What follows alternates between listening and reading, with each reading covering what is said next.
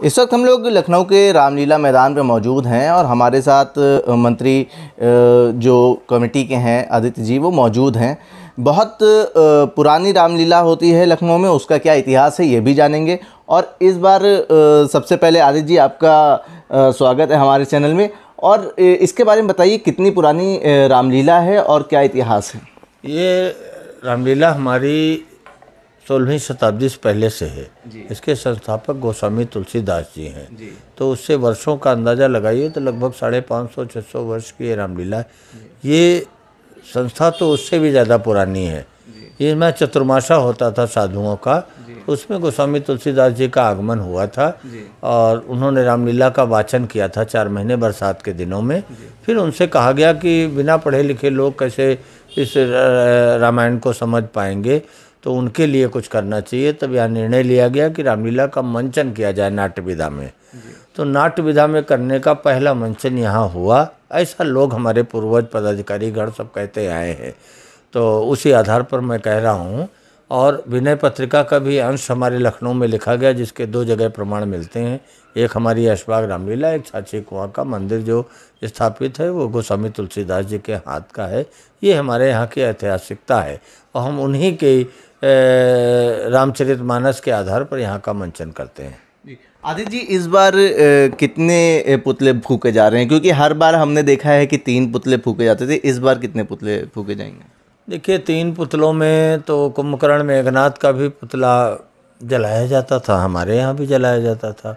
मैं बचपन से इस चीज़ का विरोधी था। जब मैं पदाधिकारी बनाया गया तो तब मैंने पहले वर्ष भी यहाँ विरोध किया था इस बात का कि हम 2 पुतले नहीं जलाएंगे ये, क्योंकि इन लोगों ने बलिदान दिया था, तो हम बलिदानियों का पुतला क्यों जलाएं। लेकिन सहमत नहीं बन पाई कि परंपरा है भाई, उसको निभाते रहिए, नहीं कोई विवाद खड़ा हो जाएगा।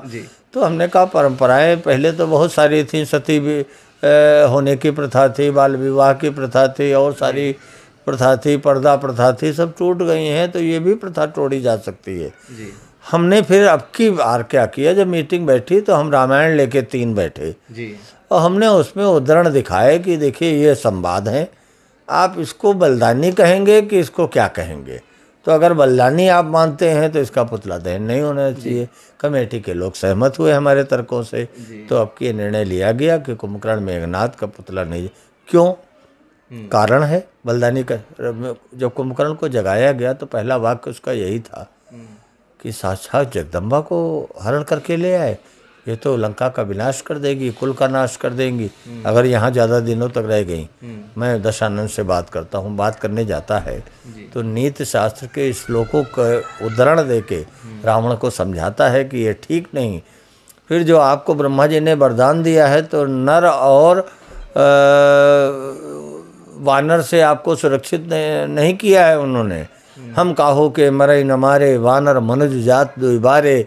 तो उनसे आप सुरक्षित नहीं हो। वो नर रूप में है राम और वो वानर रूप में सुग्रीव हैं, तो ये अच्छा संकेत नहीं है। तो कहने लगे जाओ तुम सो जाके, मेरे लड़ाई है मैं स्वयं लड़ लूँगा। कहीं ये तो नहीं हो सकता, मेरा बड़ा भाई युद्ध स्थल पर जाए और हम घर में सो जाएं। मुझको नारायण के अलावा कोई नहीं मार सकता। तो अगर मैं युद्ध में वीरगति को प्राप्त हूँ तो आपको समझ लेना चाहिए कि नारायण है और आप संधि कर लेना मेरे बाद। कुंभकर्ण मारा जाता है। मेघनाथ को तो बड़ा घमंड था, अहंकार था कि अपने दिव्यास्त्रों पर, अपने अस्त्र शस्त्रों पर सारे अस्त्रों का प्रयोग कर लिया। जब मेघनाथ ने सब बेकार हो गए, लक्ष्मण शक्ति भी बेकार हो गई, वो भी उसकी भी दवाई हो गई, लक्ष्मण जी पुनः फिर युद्ध स्थल पर आ गए। तब इसने अंत में नारायण अस्त्र चलाया, जो केवल नारायण ही उसको विफल कर सकते थे। वो जब विफल हो गया तो मेघनाथ भाग के गया रावण के पास, कहने लगा पिताश्री काका सही कह रहे थे, मेरा नारायण अस्त्र भी फेल हो गया है, ये साक्षात नारायण है, इनसे युद्ध करना ठीक नहीं, अभी भी समय है, लंका को और सबको बचा ले। उसने कहा तो भाग करके आए हो, कुल को कलंकित कर रहे हो युद्ध स्थल से। कहने भाग करके नहीं आया हूँ, आपको बताने आया हूँ, ताकि मैं वीरगति प्राप्त होने से पहले आपको बता सकूं। मैं जा रहा हूं, मैं भागा हुआ योद्धा नहीं कहलाना चाहता हूं, और मैं अगर वीरगति को प्राप्त हो जाऊं तो उसके बाद आप संधि कर लेना, लंका को बचा लेना। रावण नहीं माना, वो खुद आया, सब मारे गए, पूरा कुटुंब बर्बाद हो गया, पूरी लंका जल के राख हो गई। तो कभी जब जिद्दी शासक होता है जो अपनी महत्वाकांक्षा के कारण न जनता की परवाह करता है, ऐसे लोगों को सत्ता में नहीं होना चाहिए। ये हमें संदेश है इस पुतले के माध्यम से। तो ये मान के चले आदित्य जी, बस इस बार की अगली बार भी अब आगे से एक ही दहन होगा पुतला? मैं अपनी रामलीला का जिम्मेदार हूँ जी। और मैं कभी भी जी। और हमारे यहाँ जो परंपराएं निभाई जाती थी वो हम भी निभाते रहे। अब हम जो परंपरा डाल रहे हैं तो हमारी आगे की पीढ़ियां निभाएंगी। मेरे समय में भी रावण का एक ही पुतला जलेगा और मेरे बाद भी इतना मुझे विश्वास है कि हमने जीवन भर अपने पूरा यहाँ रामलीला में दिया है।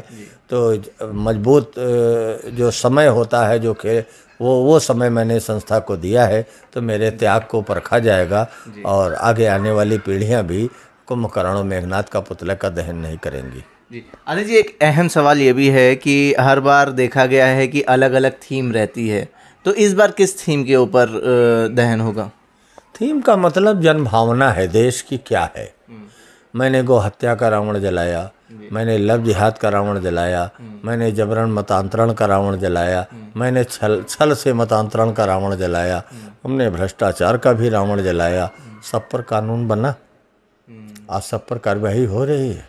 तो जनता के द्वारा चुनी हुई सरकारें होती हैं, वो जनभावना के अनुरूप चलती हैं। जब वो सारी मांगे हमारी पूरी हो गई, तो अब की का विषय जो ज्वलंत देश में चल रहा है वो चल रहा है सर तन से जुदा और कट्टरपंथी मानसिकता एवं राष्ट्रद्रोह पनपाने वाली ताकतों का समूल नाश। इसका पुतला हम दहन करेंगे।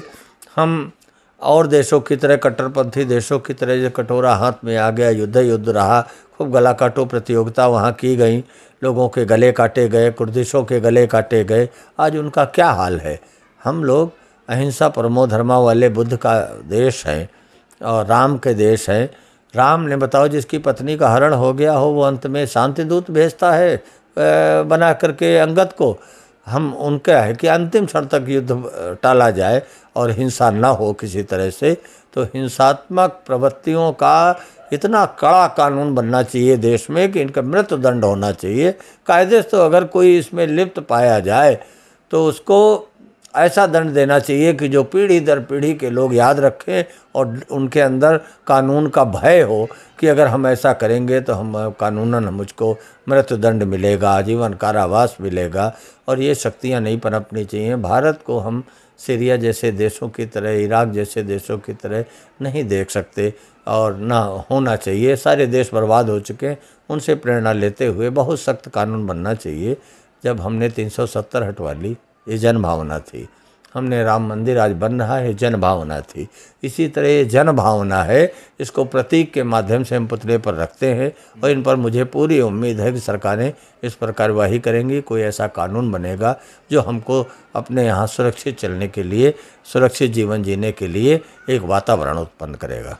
तो इस बार की थीम ये मान के चलें कि कट्टरपंथी का विनाश होना चाहिए, ये थीम? बिल्कुल, कट्टरपंथ तो कहीं होने नहीं चाहिए और असहिष्णुता नहीं होनी चाहिए। भारत सहिष्णु देश रहा है, सभी विचारधाराओं को पनपने का मौका दिया है, लेकिन कट्टरपंथ ने हमारे तमाम मंदिर तोड़े, हमारे शिक्षालय, हमारा नालंदा, तक्षशिला सब कुछ नष्ट करते गए। तब भी हम सहते रहे। हमने इस तरह का कोई काम हिंसात्मक नहीं किया भारत ने, और इतना सहने के बाद भी। लेकिन सनातन परंपरा है भारत की और ये कर्मठ बदलती है 2500 वर्ष में।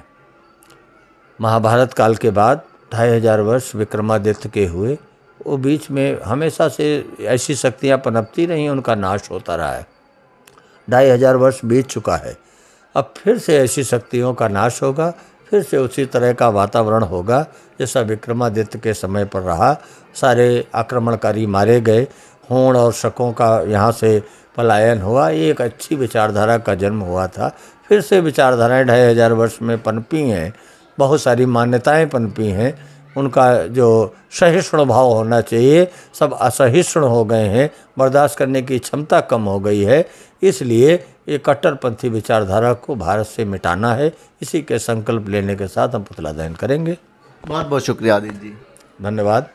हमारे साथ रामलीला कमेटी के महामंत्री आदित्य जी थे, जिनका कहना है कि इस बार जो है हर बार की तरह जो 3 पुतले फूके जाते थे, इस बार 1 पुतला फूका जाएगा और इस बार की जो थीम होगी वो होगी कट्टरपंथ का विनाश। जुड़े रहिए जनसंदेश टाइम्स के साथ। आकिब राज खान, लखनऊ।